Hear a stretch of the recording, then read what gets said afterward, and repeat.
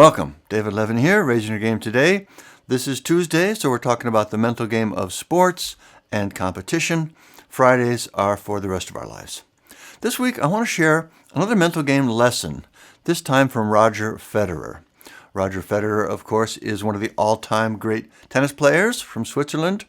To give you some idea of how dominant he was, he had the number one ranking for over 4 years straight and over 6 years total. That's insane. In an individual sport that's that competitive, he won 20 major titles, and there are only 4 of those a year. 103 singles titles overall, won Wimbledon 5 times in a row. Just totally dominant for years. So he gave a commencement speech at Dartmouth recently. You might have seen something about it. I saw it mentioned in several places. And there were some really great mental game lessons in there. No surprise, I suppose. Tennis is the hardest mental game, in my opinion, so you'd sort of expect great tennis players to have a lot to say on the subject. The main point he made that people were talking about was the idea that winners lose, and they lose a lot. They fail a lot. He said over his career, as successful and dominant as he was, he still only won 54% of the points he played, barely over half. So almost every other point he played, he lost. You hear the same thing in baseball, and even worse. Hall of Fame baseball players hit an average of, 303, something like that, which means 70% of the time they come to bat, they fail. The best of the best, 70% failure. So the real difference that sets great performers apart is not that they succeed more, it's how they handle it when they fail. Right? That's the difference. And that is a powerful point to think about. How do you respond to failure? What do you do about it, both right in the moment and long-term, strategically?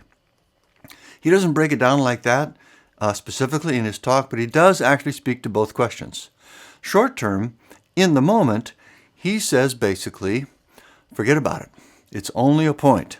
He says that over and over. It's only a point. That's actually a very stoic approach. Great points, bad points, they're all the same. That one's over. What's next? Nothing more than that. That's powerful. Now, it's also easier said than done, right? It's a great perspective, a powerful approach, but when you're there in the moment and all the thoughts about the bad points are coming up, what do you do about that? How do you stop thinking something you're thinking? Sometimes when I hear great players and they talk about how it's not really about talent, it's about hard work, I think they might be missing what I would call natural mental game talent. The ability to shut down a negative thought in the moment and keep your mind focused where you want is a skill. I never hear these athletes talk about working on that skill. It seems to me that some of them just have it, right? Some are naturally stronger at that in the same way. Some are better, naturally faster or quicker or have better reaction times.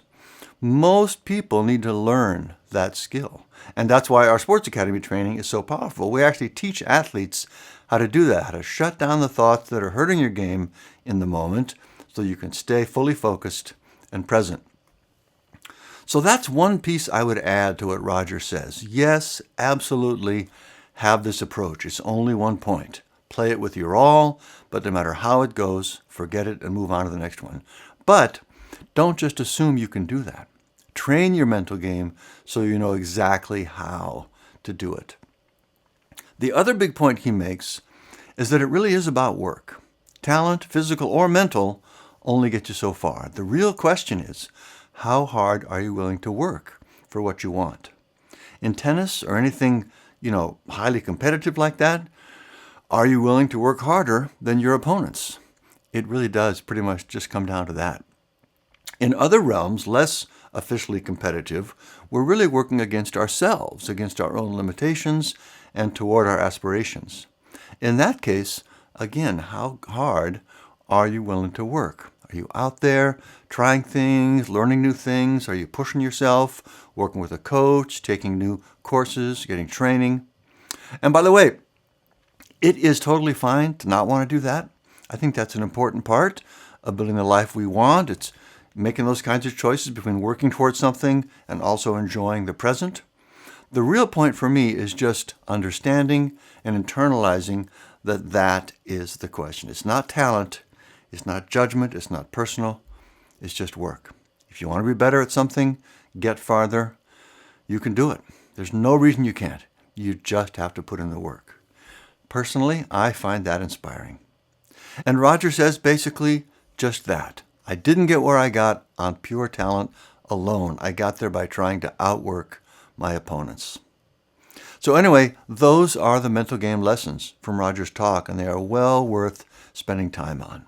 First, learn how to control your thoughts so when things go wrong, they don't pull you down. You can brush them off, come right back in the moment, and bring your full, focused, confident self to it. To learn more about how our mental game training helps you do that, there's a link here in the notes, rageinyourgame.com. And second, don't take any of it personally.